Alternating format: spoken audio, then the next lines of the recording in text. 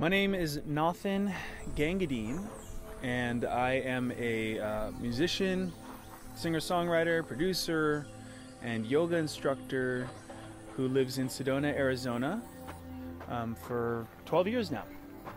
I'm 30 and very excited about the times that we're living in.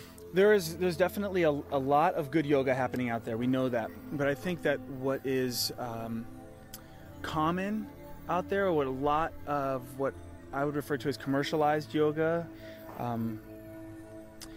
is sort of emphasizing the surface level of yoga, which is the postures, and basically what you're doing in a class is you're stretching, and the teacher is explaining how to go from this posture to the next posture, and how to do it right. And whether you are up for it or not, you grin and bear it, and if you're flexible, you're having a lovely time, and if you're not, basically it can be an unpleasant experience that you feel you have to endure to get to maybe one day be that flexible, and then therefore feel that you've accomplished yoga. So that's what a lot of people understand, I believe, as yoga, and a lot of what's going on out there. So I like to consider myself a warrior for for the yoga of yoga, the liberation of yoga, the heart of yoga, which is not about fitting ourselves into the specific postures, and you got to do a posture exactly right, and you got to do it right if you want to get flexible, or all these kinds of ideas that we have about the practice. Rather, I feel that yoga, what the yoga teachers should be bringing to their students and to the world out there, is an opportunity to really discover the joy of being in a body, no matter how flexible you are.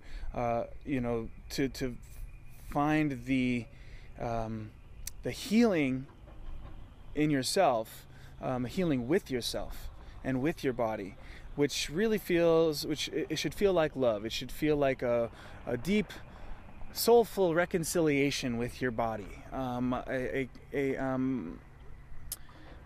a love. This should feel, your yoga practice should feel like love, and it should feel like nurturing, and it should feel like healing, and it should feel like fun, and it should feel enjoyable, and it should feel free.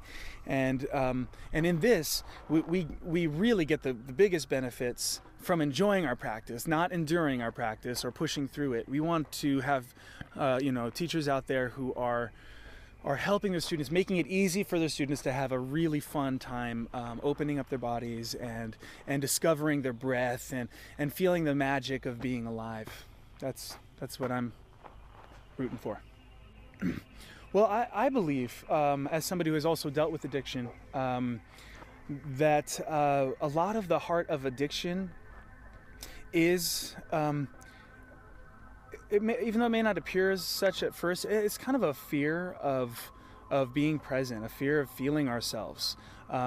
Maybe it's from a wounding or some unpleasant experience or experiences over time that make it easier for us to cope with reality by being numb, by checking out, by drinking, by smoking, by whatever it might be. These things that are obviously detrimental to our bodies and to our well-being, to our minds, and our just our sense of feeling good. We do them anyway because we're trying to medicate. We're trying to deal with some gap in ourselves, some place where we're not loving ourselves, some place where we're not connecting with ourselves. So I believe that your addiction can be anything. It's any kind of escape. It can be a substance, or it can be an activity, or whatever, but it's something that we're avoiding in ourselves. So the heart of why I feel this approach to yoga is so effective, is because it's making it very practical and very safe to feel yourself. I mean, feeling yourself really is the ultimate healing. If you're feeling yourself, you're healing yourself. You're connecting to yourself. You're re-embodying. And sometimes, as simple as that is, as basic as it is, that can be a huge breakthrough for somebody who hasn't felt themselves, who hasn't thought of their body as this amazing, sensual source of pleasure and joy and fun and play. A lot of us are, in a sense, addiction, we're addicted to a way of perceiving our bodies as an object, as a way of getting from A to B or getting things done. But our body is not just a tool. It's our home, it's our temple, it's our we're supposed to be enjoying the heck out of our bodies and out of our lives. So to bring that point back home, we want to cure that addiction. It's just really just a habit of a way of perceiving our bodies.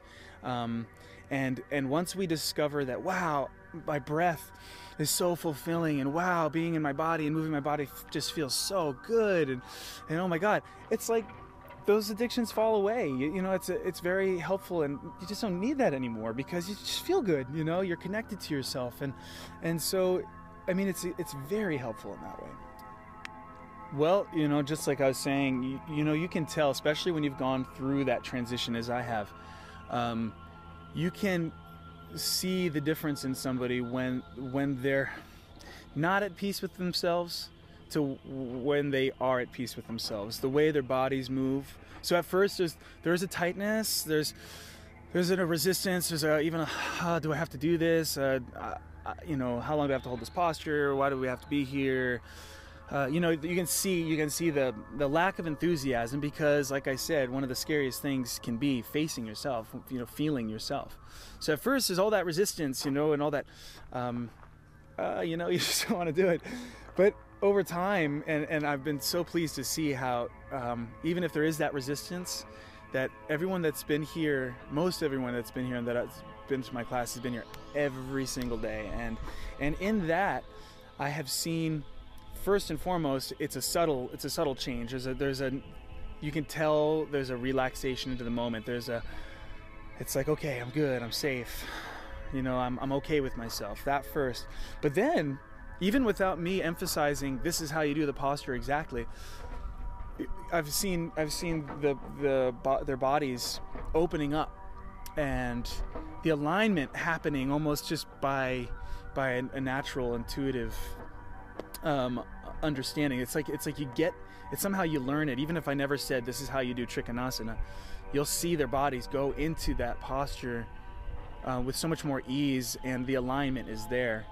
Not because they've been told how to do it and they're trying to go into that posture, but it's just these postures find their alignment when you are connecting with yourself. So that's one of the main things that I've seen. First the discomfort, then this kind of the surrender, and then the alignment that comes after that.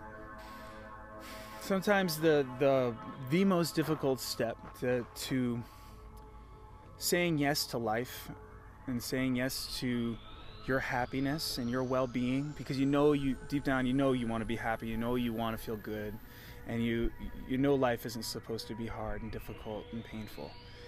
The first step can be the hardest, not just with addiction recovery, but coming to a place like this sanctuary would be that first step. As far as with yoga, again, it's that first step. And it's also going into putting yourself in the right environment, which I believe I am providing for my students.